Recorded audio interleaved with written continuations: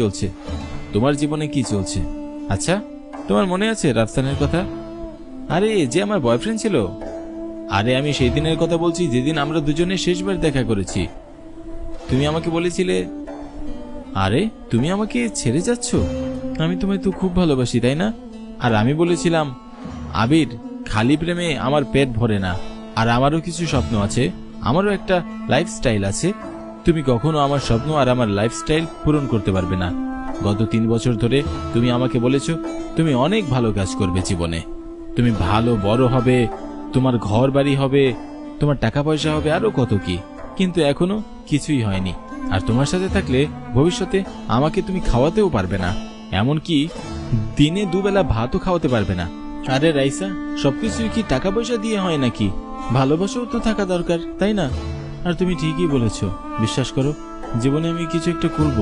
আবির, ব্যাস অনেক হয়েছে, এখন বোঝার এবং ব্যাখ্যা করার সময় চলে গেছে। এখন আমি রাফসানের সাথে যাচ্ছি।